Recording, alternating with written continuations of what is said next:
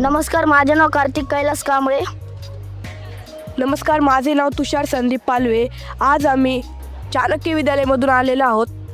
आम्ही rain water harvesting हा project बनवलेला आहे. याच्या बेसवर स्वयंचलित पाणी पुरवठा रोग प्रणाली हा प्रकल्प बनवलेला आहे.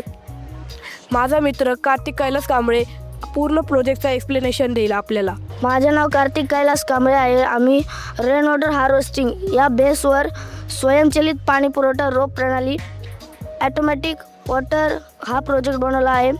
त्यामुळे यासाठी आम्ही आता बघू शकता की उन्हाळ्यामध्ये खूप ऊन असतं, कोरडा दुष्काळ पडतो. पावसाळ्यामध्ये खूप पाऊस असतो, ओला दुष्काळ पडतो. यामुळे दोन समस्या होतात, परंतु आपण या ठिकाणी दोनही समस्यांचं निवारण केलं आहे.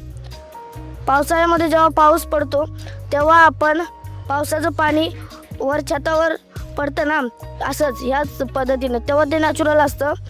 ते पाणी पडल्याच्या नंतर ते आम्ही ते फिल्टरेशन आहे तो फिल्टर करतो.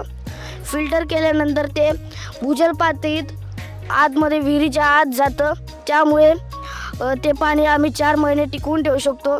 4 महिन्यांनी टिकून झाल्याच्या नंतर जेव्हा उन्हाळ्यात एकदम कडक ऊन असतं जेव्हा आपल्याला पाऊस पडत नाही आणि त्या कडक उन्हामुळे आता ही जी पिकं सुकली आहेत तशीच पिकं आमची सुकून जातात, शेतकऱ्यांची सुकून जातात. शेतकऱ्यांना दुःख होतं, त्यांच्या डोळ्यातून अश्रू येतात, परंतु आम्ही त्याचे निवारण केले आहे. यामध्ये आम्ही रेन वॉटर हार्वेस्टिंगच्या माध्यमातून जो आम्ही पाऊस पडत आहे त्यानंतर फिल्टर होत आहे, भूजल पातळीत जात आहे. त्यामुळे आम्ही 4 महिने टिकून ठेवल्यानंतर उन्हाळ्यात जेव्हा कडक ऊन असते तेव्हा आम्ही याचा वापर करतो.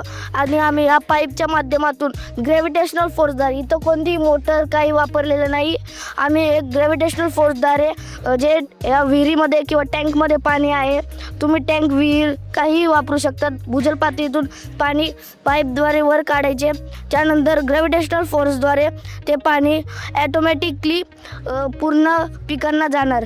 आणि ते आम्ही स्प्रिंकल न करता खाली ठिबक सिंचनद्वारे घेतला आहे. त्यामुळे 60% बाष्पीभवन देखील वाचते. धन्यवाद.